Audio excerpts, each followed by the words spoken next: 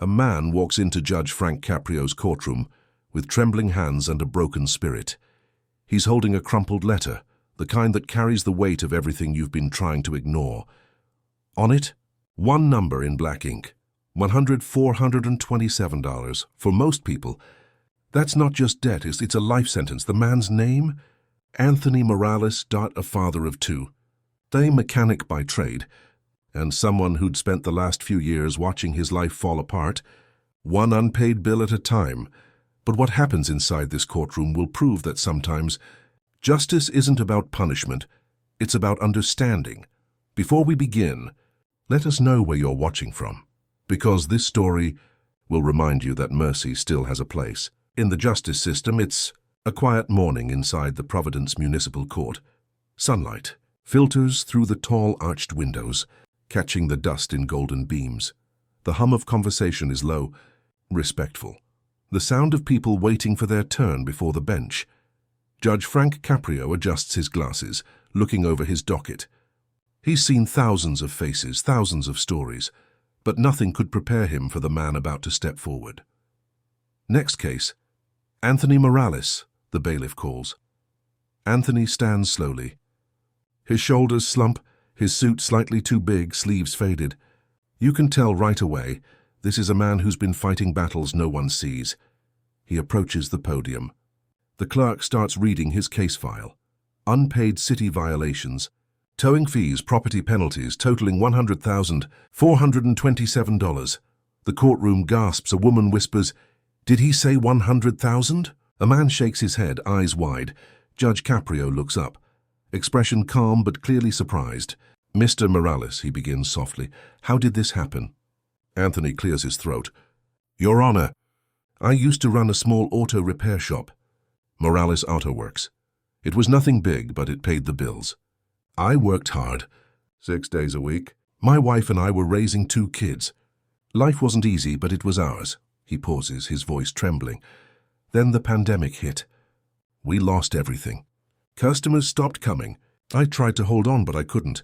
The shop closed and my wife got sick. Cancer. She passed away the next year. The room falls silent. Even the air feels heavy." Anthony grips the edge of the podium. "After that, I just tried to survive. I sold everything, the tools, the van, even my wedding ring. But the bills kept coming.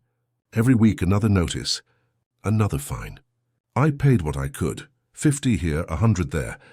But it was like pouring water into a hole. One day I just stopped opening the letters." Judge Caprio leans back, his hands folded.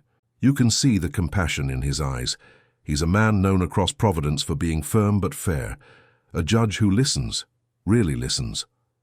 "Mr. Morales," he says gently, "you're not alone. Many people struggled during that time. But this amount, $100,000, is extraordinary.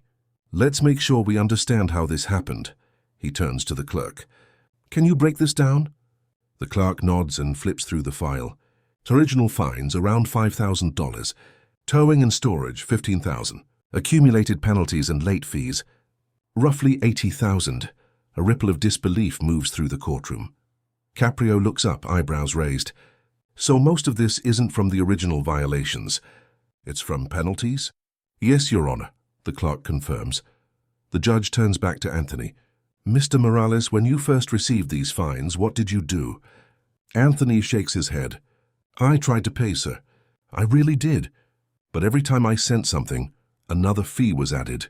I thought I was catching up, but I was just sinking deeper." His voice breaks slightly. "I wasn't trying to ignore it, I just couldn't keep up anymore." Caprio studies him carefully. He's seen liars, he's seen excuse-makers.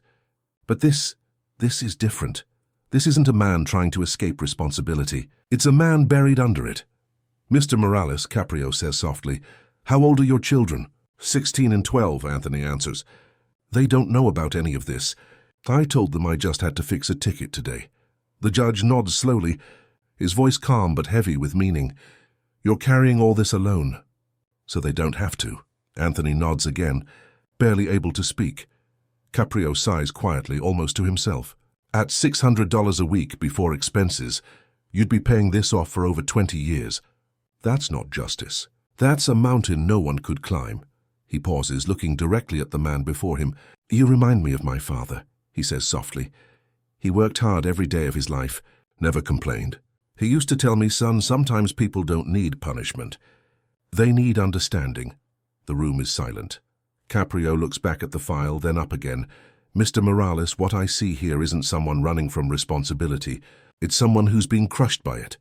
The clerk flips another page. "Your Honor, these fines go back several years.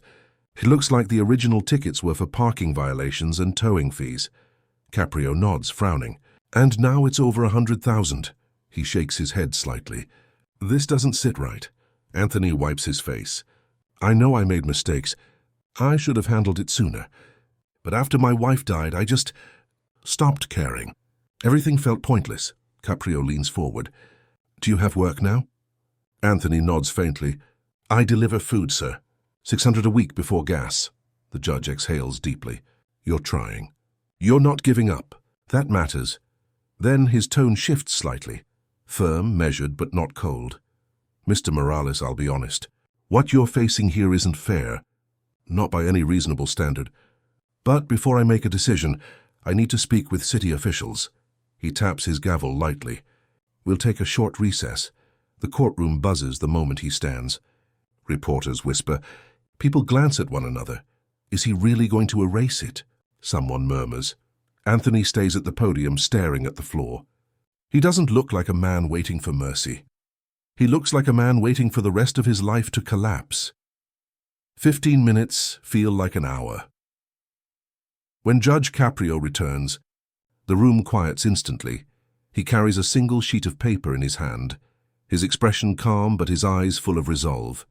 He sits down, adjusts his microphone and says, "Mr. Morales, I spoke with the city." Anthony looks up slowly, barely breathing. Caprio continues, "Here's what we're going to do." And at that moment, you can feel the entire courtroom holding its breath, because what comes next will remind everyone that justice can still have a heart. The room is silent. You can feel the tension, thick, heavy, almost electric. Judge Frank Caprio adjusts the papers in front of him, his voice calm but carrying the weight of every word. "Mr. Morales," he begins, "I've reviewed your case carefully. I've spoken with the city about your situation.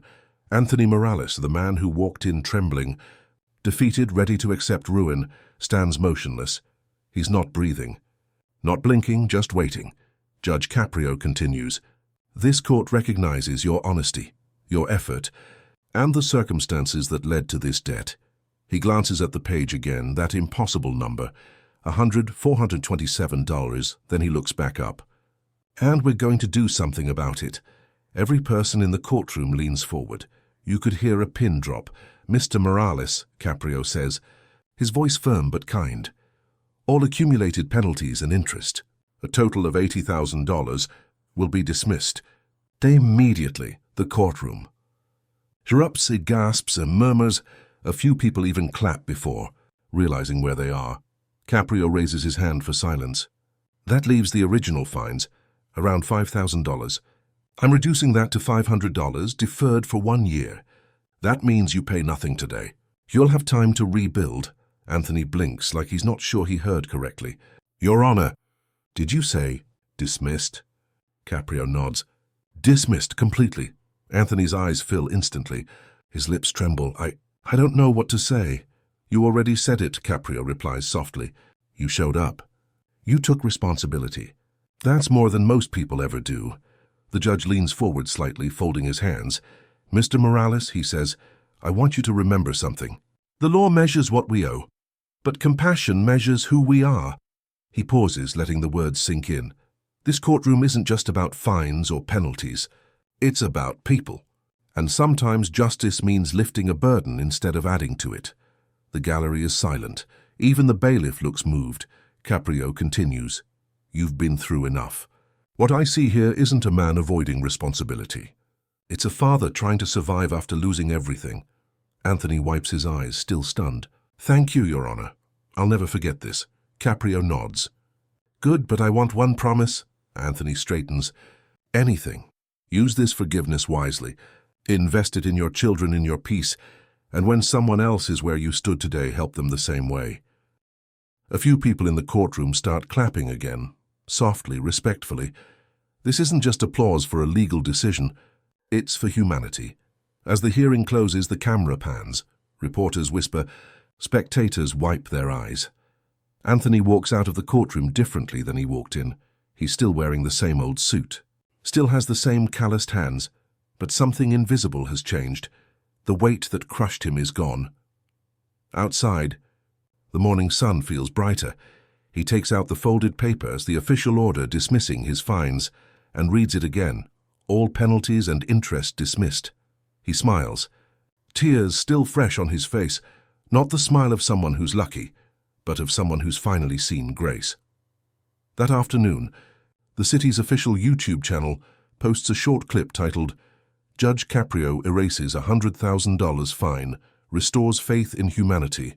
Within hours, it explodes online. Facebook, Twitter, TikTok, millions of views. People from every corner of the world share it with captions like, "This made me cry. Real justice still exists. We need more judges like this." The comments flood in. "I've been Anthony. I know that kind of hopelessness. Judge Caprio is the definition of compassion. This story gave me faith in people again." By the next morning, the video has over 1 million views. And then something extraordinary happens. A woman named Lisa from Boston leaves a comment. "If anyone knows this man, I want to help him get back on his feet." Within hours, someone sets up a GoFundMe titled, "Help Anthony Rebuild His Life." The goal, $5,000, just enough to help him pay rent and fix his old van, but people keep sharing the link. 5,000 becomes 10, then 20, but by the end of the week, over $30,000 in donations. Anthony's daughter shows him the page, her eyes wide with disbelief. "Dad!" People from all over the country are helping us. He stares at the screen, scrolling through hundreds of names, strangers leaving small notes of kindness. "You're an inspiration. This helped me believe in good again. Pay it forward someday," he whispers. "I don't deserve this." His daughter smiles through tears. "Maybe you do, Dad. Maybe this is the world saying thank you for not giving up."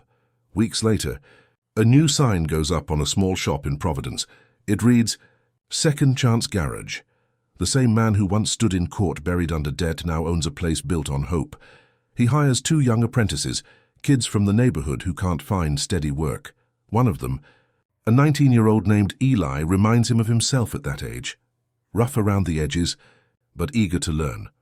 On the wall behind the front counter hangs a framed photo, a still from the courtroom video.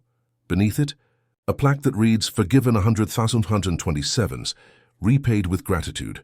Customers always ask about the photo, and every time, Anthony tells them the same story, about a judge who looked past the fines and saw the person, about how one act of compassion changed everything. The local news picks up the story. Channel 10 runs a feature titled, "From Debt to Dignity, the Man Judge Caprio Forgave." The camera pans across the garage. Anthony working on a car, laughing with his apprentices. During the interview, the reporter asks, "Anthony, what did that moment in court mean to you?" He pauses, thinking, then says quietly, "It meant I could breathe again. But more than that, it reminded me there's still good in the world. Judge Caprio didn't just forgive a fine. He gave me my life back." That clip goes viral too. It's shared everywhere. Classrooms, churches, news channels. People say it's the most beautiful story of 2025. A few weeks later, Judge Caprio receives a handwritten letter at his office. "Dear Judge Caprio, you may not remember me right away, but I'm the man who owed $100,000 in fines. That day I thought I'd lose everything. Instead, you gave me something I hadn't felt in years, hope. Since then, I reopened my repair shop. I hired 2 young men who needed a second chance just like I did. My daughter's applying to college now. My son's smiling again. Thank you, not for erasing my debt, but for reminding me that compassion still exists. I promise to pass it on." Anthony Morales, Judge Caprio, reads the letter quietly, smiling to himself. He places it among dozens of others, letters from people whose lives he's touched, whose hope he's restored. He looks out the window at the city beyond and says softly, "This is what justice should look like." Months have passed since that unforgettable morning in Judge Frank Caprio's courtroom. But the echo of that moment hasn't faded. It's grown, it's spread. Because when one man was forgiven, millions were inspired. At Second Chance Garage, the sign out front is simple. Black letters on a white background. Nothing fancy, but to everyone who knows the story, it means something powerful. People drive in from all over Rhode Island just to meet the man Judge Caprio helped. They don't come for discounts, they come for hope. Inside, the sound of tools clicking and engines humming fills the air. Anthony works alongside his apprentices, Eli and Marcus, two young men who were out of work before he hired them. "Careful with that wrench," Anthony says, smiling. "Treat every car like it belongs to someone you love." Eli grins. "You sound like my dad." "Good," Anthony replies. "That means I'm doing something right." Behind them on the wall, the framed screenshot from the courtroom hangs proudly, the judge mid-sentence. The words "all penalties dismissed" frozen in time. Beneath it, the small plaque gleams in the afternoon light. Forgiven 100 427s, repaid with gratitude. Customers always ask about it, and every time, Anthony tells them the story, not to brag, but to remind them what's possible when people choose compassion over punishment. The video of Anthony's case keeps circulating. Online teachers show it to students. Churches play it during sermons about forgiveness. Even police departments share it as a reminder that justice can still have a heart. One comment under the clip sums it up best. "This isn't about a man getting his fines erased. It's about remembering that sometimes mercy does more good than money ever could." That line gets quoted across social media, in news articles, and even in speeches about criminal justice reform. What started as a moment in one courtroom becomes a global message that accountability and compassion aren't opposites, they're partners. One afternoon, Anthony is working on an old pickup when the shop bell rings. He wipes his hands and looks up. Standing in the doorway, a man in a Providence police uniform. "Are you Anthony Morales?" the officer asks. Anthony nods. "Yes, sir." "Can I help you?" The officer smiles. "Actually, I just wanted to shake your hand. I was in the courtroom that day. I've been a cop for 15 years and I've never seen anything like what happened with Judge Caprio." Anthony's eyes widen. "You were there?" "I was," the officer says, "and you reminded me why I do what I do." "Thank you for that." Anthony shakes his hand, emotion catching in his throat. "No, officer. Thank you." The officer glances at the framed photo on the wall. "You really reopened the shop, huh?" Anthony nods. "Yeah, named it Second Chance Garage. Felt right." The officer grins. "It's perfect." A few months later, a local journalist from the Providence Journal visits Judge Caprio's chambers. She sets up her microphone, smiling. "Judge, you've handled thousands of cases. What made Anthony Morales' case so special?" Caprio leans back, thinking for a moment. "Because he never made excuses," he says quietly. "He accepted responsibility. He didn't ask for pity. He just needed a fair chance." The journalist nods. "Do you believe forgiveness has a place in justice?" Caprio smiles. "Forgiveness is justice, when it's earned. Laws are made to protect, not destroy. And if the law doesn't allow room for mercy, then it's missing half its purpose." He glances at a stack of handwritten letters on his desk, dozens of them from people thanking him for second chances. He picks up Anthony's letter again, the corners worn from being reread. "This one," he says softly, "reminds me why I keep doing this." The journalist lowers her microphone. "Judge, with so many people struggling, do you ever feel like it's too much?" Caprio chuckles gently. "You can't fix the whole world, but you can fix one story at a time. And sometimes that's enough." Weeks later, across the country, in a small high school classroom in Chicago, a teacher plays Anthony's video for her students. When it ends, the room is quiet. A boy in the back, a kid known for being tough, for never showing emotion, raises his hand. "Miss," he says, "that judge, he didn't have to do that, right?" "No," the teacher says softly. "He didn't," the boy nods slowly. "Then why did he?" The teacher smiles. "Because sometimes people need to be seen, not sentenced." The class sits in silence, letting that sink in, and in that moment, the ripple spreads even further. A full year after the case, the Providence Municipal Court holds an open community event. Judge Caprio is there, greeting families, shaking hands, listening to stories. Suddenly, from the crowd, a familiar voice calls out, "Your Honor!" Caprio turns, and there he is. Anthony Morales, standing tall, smiling wide, holding two teenagers by his side. "My kids wanted to meet the man who changed our lives," Anthony says. Caprio laughs warmly. "You look good, Mr. Morales. Business treating you well?" Anthony nods. "Better than ever. We've even started teaching local kids how to fix cars for free on weekends. Calling it Second Chance Saturdays." Caprio's eyes light up. "You kept your promise," Anthony smiles. "I did. You said to help someone else when I got back on my feet. So that's what we're doing." The judge pats him on the shoulder. "That's the best payment I could have received."